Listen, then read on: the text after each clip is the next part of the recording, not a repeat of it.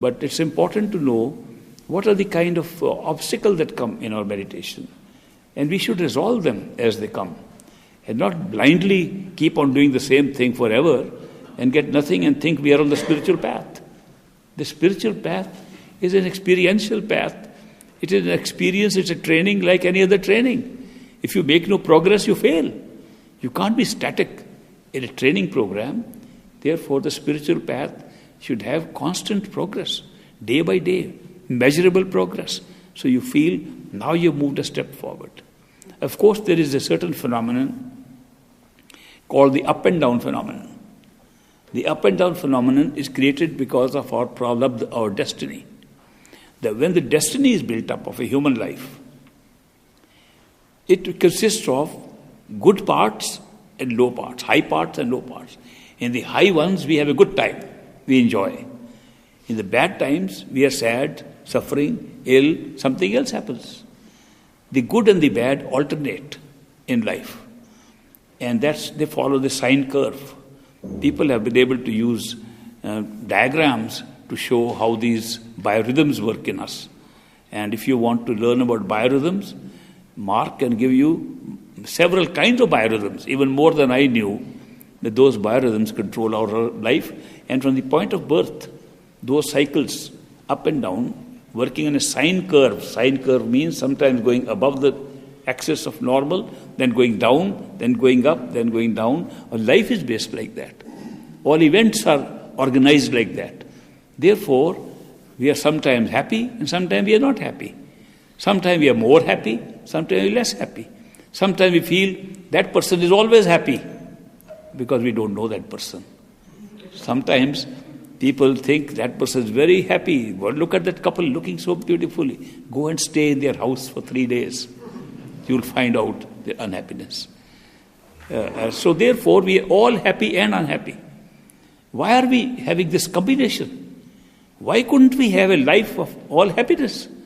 Or if we have to suffer through it, like Buddha says we've come here for suffering, if we have come for suffering, we should suffer all the time.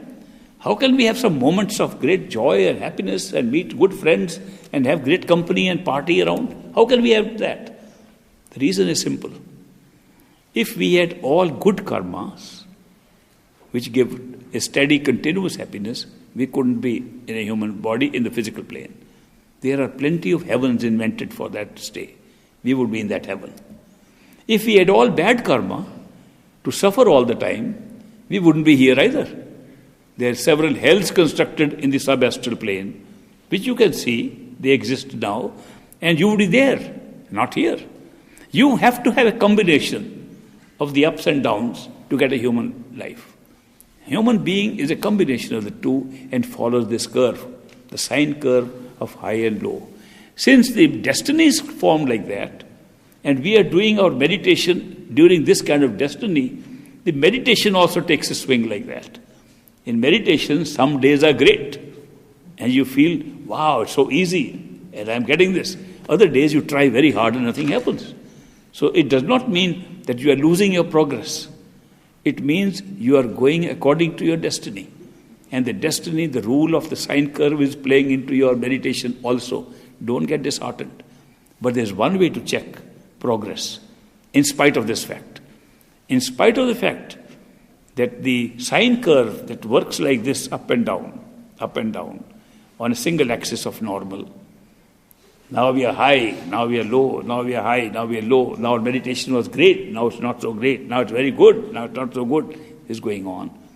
If the axis remained the same, we would never make progress. Progress is when the axis starts shifting upwards. Then we go high, low, high, low, high, low. That means the high is higher than the previous high, the low is less than the previous low, higher is higher than the previous one, lower is again less. That's progress. There's still high and low. High and low you can't avoid.